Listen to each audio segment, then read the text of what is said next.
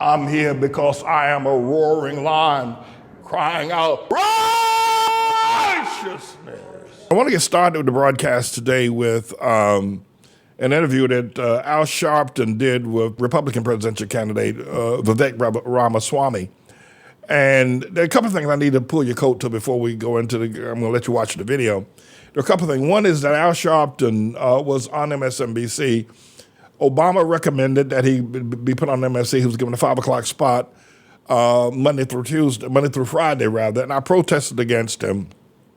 And MSNBC, a couple of his sponsors, and MSNBC took him down. And he stayed off for about a year. Then they put him back up again on Saturday and Sunday at 5 o'clock. Which is a no time spot. Nobody Saturday afternoon, people aren't watching the news. On Sunday afternoon, they ain't watching the news either. And Al Sharpton's broadcast called Politic Nation on Saturday and Sunday is a flop. And so Joe Scarborough on Morning Joe has had him on several times. And then the other very popular, everybody except what's that woman name? Has had him on Rachel Maddow. I think she's the only one that don't tolerate Sharpton. I don't think she likes him, which is understandable. And maybe Al Sharpton don't like her, which would be understandable as well.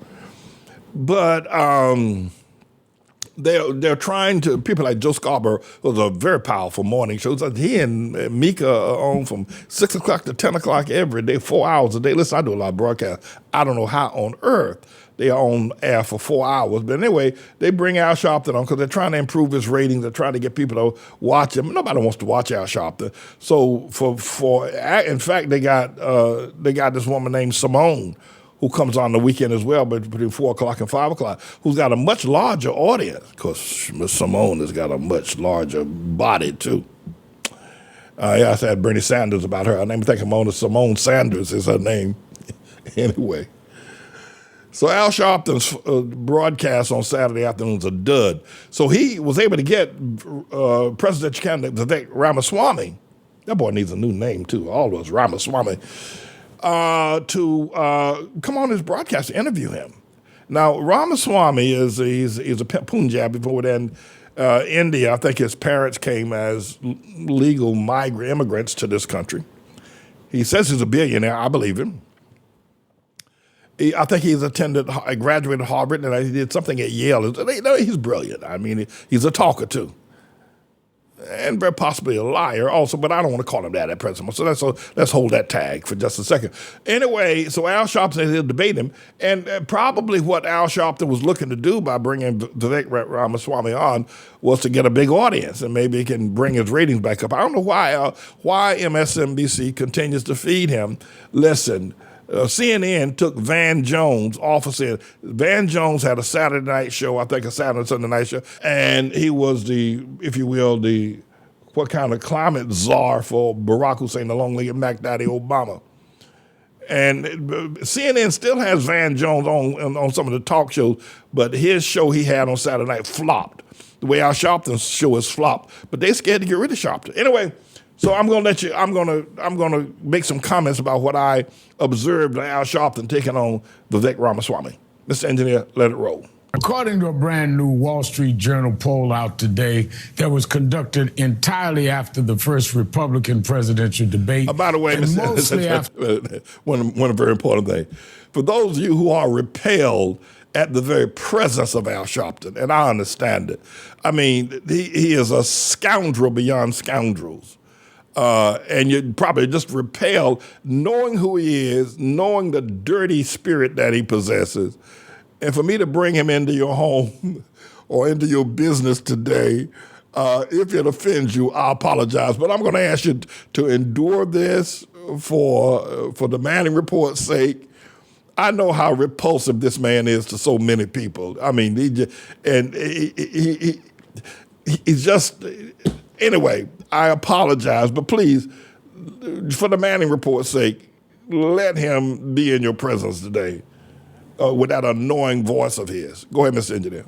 After the release of Donald Trump's Fulton County mugshot, the former president holds a whopping 46-point lead over Florida Governor Ron DeSantis among GOP primary voters, 59 to 13%.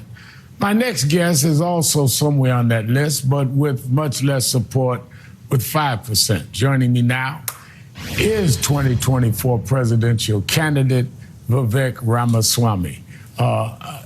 First of all, thank you for being here and engaging us in this conversation. I want to start with comments you made repeatedly now, referring to Massachusetts Congresswoman Ayanna Pressley and author Ibram Kendi as, quote, grand wizards of the modern KKK. Now, I understand you differ with both of them politically and probably with me. But as a graduate of Harvard and Yale universities, I believe you must be aware the Ku Klux Klan is not a political party. It's a terrorist organization. Historians view the Klan as the driving force behind lynchings of blacks in the American South, more than 4,000 people murdered from 1877 to 1950. And the group is linked to numerous other acts of racial violence continuing through the civil rights movement to the present day. You're running to be the leader of the free world, so your choice of words matter. Have you taken any time to reflect upon the possibility that comparing your political rivals to murderous terrorists might put their lives in danger at a time when hate crimes are on the rise? Or do you just don't care? So Reverend Sharpton, I don't look at the world through political parties. Frankly, it's good to see it's been 20 years since we last spoke. And part of the reason that I came to that event 20 years ago with you is that you were a political outsider just like I am in my own party. But let me talk about the issue you're actually asking about, which is that, you know, what's toxic about that old worldview of organizations like the KKK, which have been a god-awful stain on our national history, is that they say that your skin color determines what you're allowed to say, what you're allowed to think. To say you have to shut up, sit down, and do as you're told because you're black or brown-skinned. Well, you know what Ayanna Pressley said much more recently is that we don't want any more black faces that don't want to be a black voice. We don't want any more brown faces that don't want to be a brown voice. And so, yes, I do think there are echoes of a historical ugly racism in this country now showing up in new clothing. To say we and don't what I want to lead us to as the next president just a second. is a united nation where we don't actually judge each other on the color of our skin. To say that is not going with sheets and burning crosses and lynching people. If she said something you disagree with, the point I'm making, you cannot. Now, listen, Ramaswamy is right.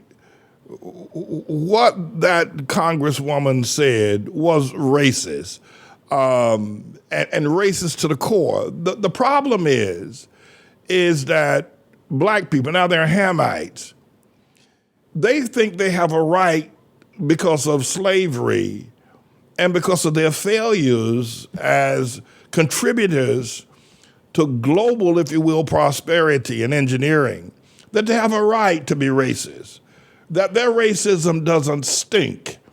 Only the racism of the Klan or someone else.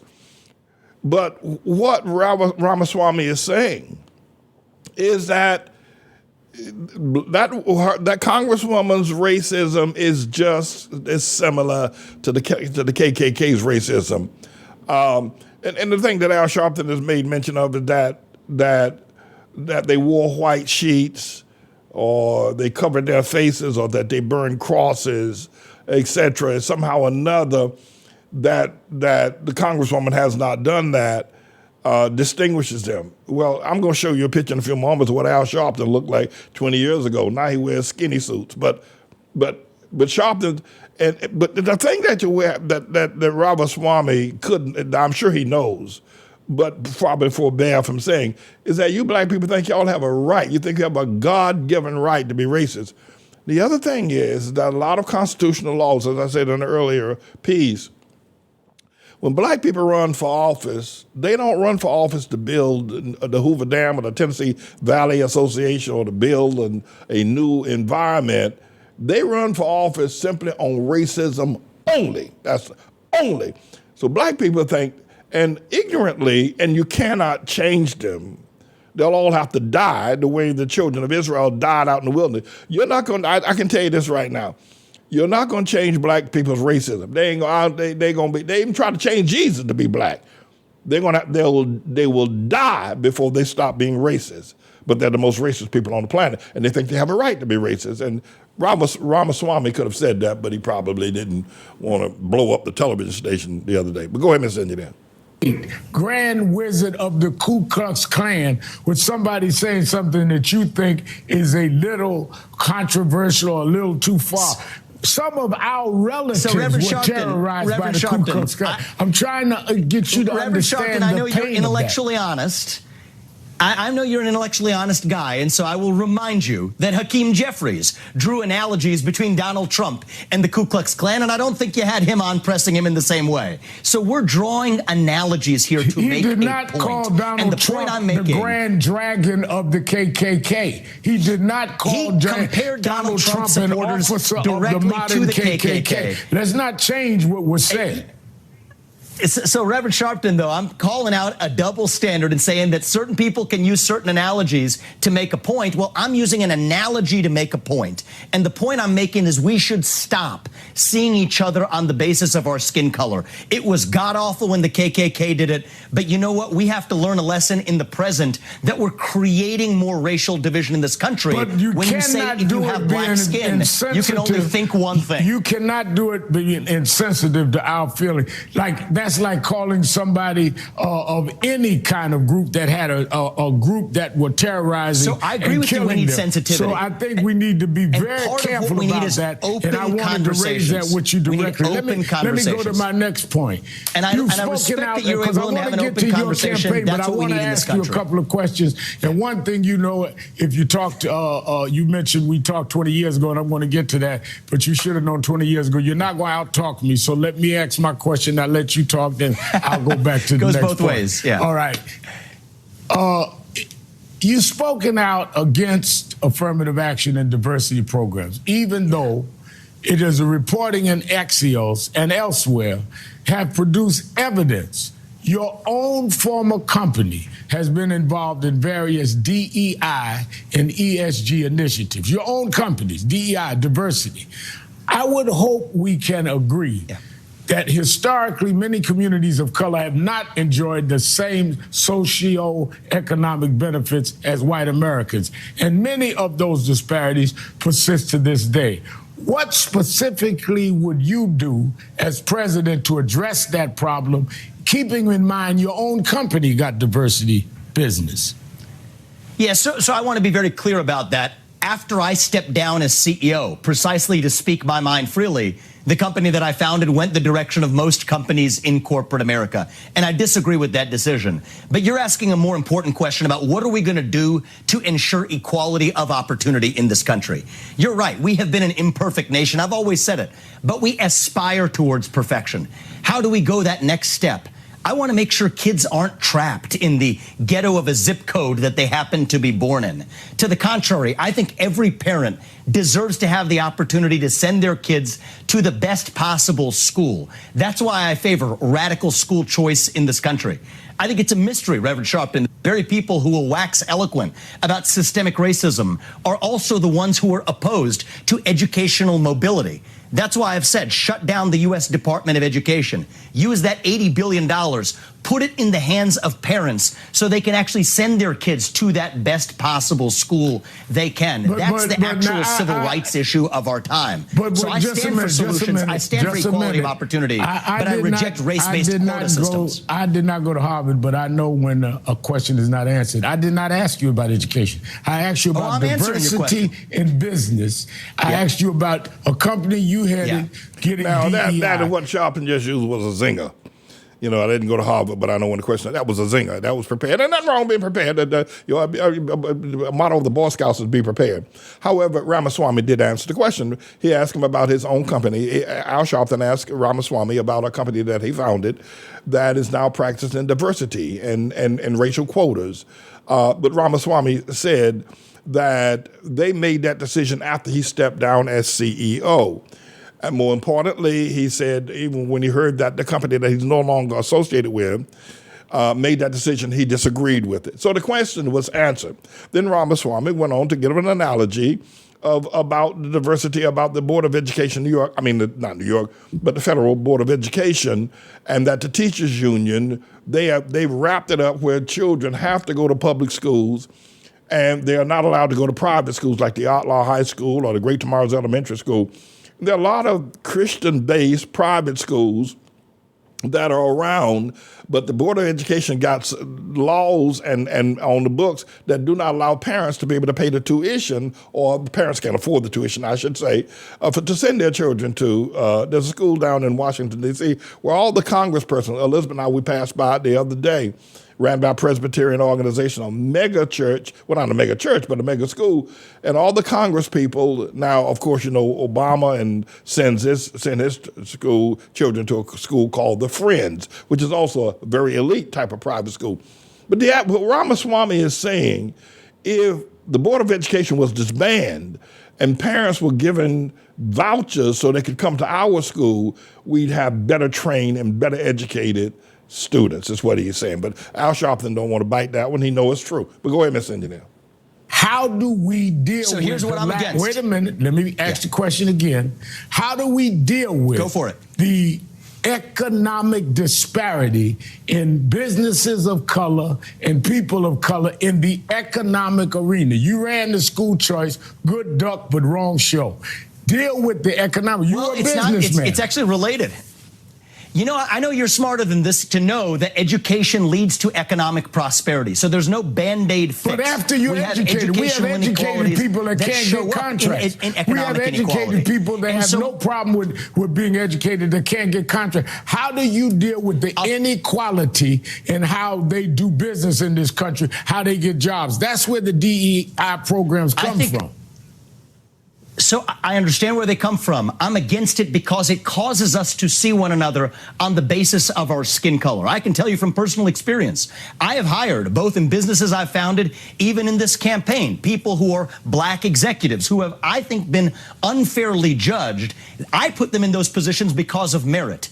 Other people at the companies and otherwise have seen those people as getting that position because of racial quota systems. That is wrong, no matter whether you're black or white. Many of them we need to go back to colorblind meritocracy. That's what we need in this country. That's how I've led the companies I've built. That's how I will lead this country. Colorblind meritocracy. That's what we need. Were barred and had the merit. But since you talked about experience, I need to show you this tape. Yeah. Back in 2003, when I ran for president, and you were there to ask me a question at a forum I was doing at Harvard University. So 20 years later, now my turn to ask. Yeah. Let me first play you the tape of you and I 20 years ago. Yeah. Let's get to my question here. Go ahead. Reverend Sharpton, hello. I'm Vivek, and I want to ask you, last week on the show we had Senator Kerry, and this week and the week before we had Senator Edwards. And my question for you is, of all the Democratic candidates out there, why should I vote for the one with the least political experience? Well, you shouldn't, because I have the most political experience.